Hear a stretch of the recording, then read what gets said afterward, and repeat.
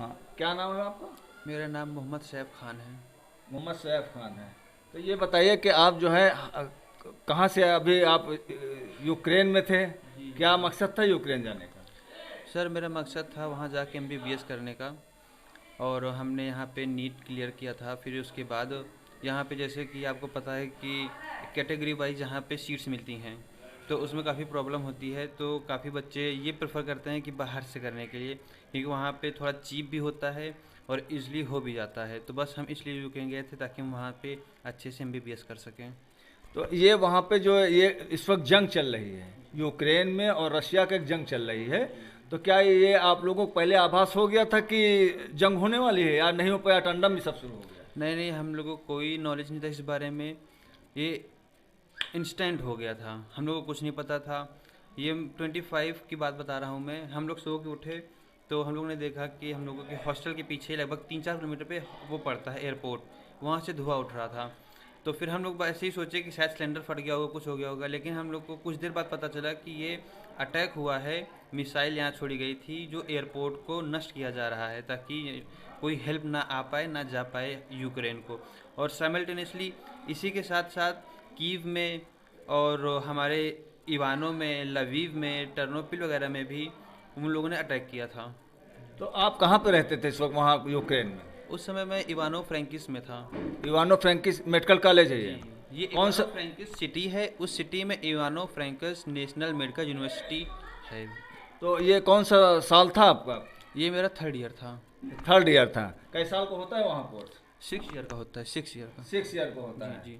तो वहाँ जब ये सब आपने मंजर देखा तो कैसा महसूस कर रहे थे आप? सर हम लोग बहुत अनसेफ फील कर रहे थे उस समय वहाँ पे। बस यही लग रहा था कि अब हम लोग ज़िंदा शायद नहीं जा पाएंगे, क्योंकि मात्र हॉस्टल से 3 किलोमीटर पे मिसाइल छोड़ना कोई मतलब छोटी बात नहीं है, बहुत बड़ी बात है ये। हो सकता था ये इधर भी आ सकता था, वो उधर भी जा सकता था। बस हम लोगों ने जब मॉर्निंग में देखा वहाँ से धुआं उठ रहा, कुछ देर बाद पता चला कि ये मिसाइल है। हम लोग फ़ौरन वहाँ से पैक किए, वहाँ से रवाना हो गए हंगरी के लिए। अच्छा, वहाँ से आप लोग रवाना हुए हंगरी के लिए। तो ये जो धमाके होते थे, इससे खौफ, ज़्यादा खौफ तो जी। मालूम रहा होगा? पहले वहाँ पे सायरन बजते थे। सायरन बजने के बाद फिर लोगों को अलर्ट किया जाता था कि आप लोग अलर्ट हो जाओ, बाहर हो तो बंकर्स में चले जाओ, अगर कहीं बंकर्स नहीं है तो बेसमेंट में चले जाओ। मतलब एक अलर्ट दिया जाता था कि आप अगर ओपन एरिया में हो तो आप फ़ौरन वहाँ से हट जाओ, आप फ़ौरन बंकर्स में जाओ या बेसमेंट में जाओ। फिर उसके बाद अगर कुछ होता था तो हम लोगों को आवाज़ आती थी। तो ये जो जब ये सब हादसे स्टार्ट हुए, तो क्या आपने इंडिया एम्बेसी से कोई बातचीत किया, या कोई उनको इन्फॉर्मेशन किया, या कोई ऐसी ऐसा कोई मांग किया कि हमको बचाने के लिए या कोई हमें सुरक्षा के लिए? जी जी, हम लोगों ने मांग भी की थी। और जैसे कि एडवाइजरी जारी हुई थी कि आप नियरेस्ट बॉर्डर पे जाइए और वहाँ पे आपको इंडियन एम्बेसी मिलेगी। तो हमारे करीब मतलब हम जहाँ रहते हैं इवानो फ्रैंकिस से, वहाँ से मात्र 300 किलोमीटर पे हंगरी पड़ता है। तो हमें सबसे पास वही पड़ा।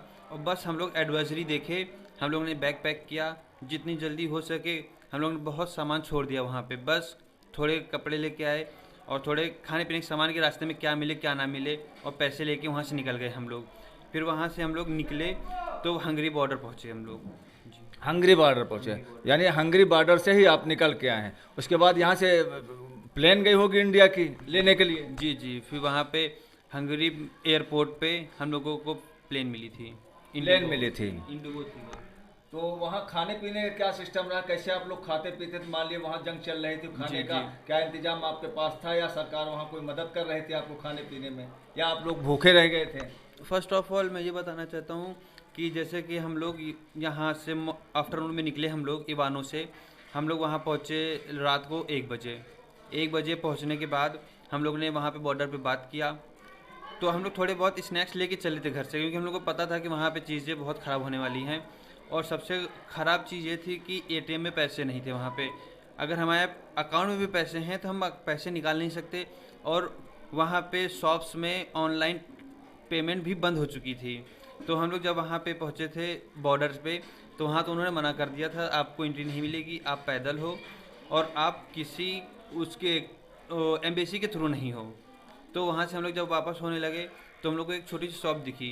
कैफ़े शॉप थी, हम लोग वहाँ पे रात को स्टे किया। वहाँ पे थोड़े बहुत जो पैसे थे हम लोग ने वो वहाँ पे जो सामान खरीदा वो सारा सामान हम लोग लेके ये घर तक लेके आए, थोड़ा बहुत खाते पीते ऐसा करके। तो वहाँ जो संचार व्यवस्था थी, मतलब ये संचार समझ रहे हैं ना आप, ये आपके मोबाइल सिस्टम या जो भी, इसको वहाँ बंद तो नहीं कर दिया गया था? नहीं नहीं, सोशल मीडिया बंद नहीं किया गया था। हम लोग सोशल मीडिया के बिल्कुल टच में थे। हर जगह हम लोग जहाँ प्रॉब्लम में फंसते थे हम लोग फ़ौरन सोशल मीडिया पे सब कुछ, ट्विटर पे ट्वीट करना स्टार्ट कर दिए थे, फेसबुक पे, व्हाट्सएप पे, हर जगह हम लोग स्टेटस डालना शुरू कर दिए थे, अपडेट करना सब कुछ शुरू कर दिए थे कि हम लोग प्रेजेंट टाइम में किस सिचुएशन में हैं, ताकि इंडिया में कोने कोने तक पहुँचे बात कि हम लोग इस सिचुएशन में कैसे फेस कर रहे हैं। सबसे मेन बात है फेस करना, क्योंकि हम लोग जो चीज़ फेस किए हैं हम लोग ने कभी सोचा भी नहीं था कि ये चीज़ हम कभी देखेंगे भी। क्योंकि इंसान सो के उठे और उसको ये पता चले यहाँ पे अटैक हुआ है, बहुत ख़राब मंजर था वहाँ पे वो चीज़। बहुत खराब मंजर था। चलिए देखिए, इनके इस वक्त पिताजी हमारे साथ हैं, मैं इनसे भी बात करता हूँ कि कैसा महसूस कर रहे हैं। हाँ, क्या नाम भाई साहब? मेरा नाम चांद मोहम्मद खान। हाँ, तो कैसा महसूस कर रहे हैं? जब आपका बच्चा अभी तक आया नहीं था तो आप कैसा महसूस कर रहे हैं, तो अब आपका बच्चा आ गया है, अब आप कैसा महसूस कर रहे हैं? जब तक नहीं आया था तब तक हर वक्त एक डर सा लगा रहता था कि कब कौन सी एक बैड न्यूज़ आ जाए। खैर, हम लोग अल्लाह से दुआ करते रहे, बहुत लोगों ने दुआएं की, उसी का नतीजा रहा कि आज हमारा बच्चा सेफ हमारे पास है, अल्हम्दुलिल्लाह। तो ये आप जो है यहाँ इंडिया में भी तो इसकी पढ़ाई होती है, आपने जो है यहाँ से बाहर भेजने का ऐसा प्लान बना लिया कि हमारा बच्चा बाहर पढ़ने, क्या वजह थी?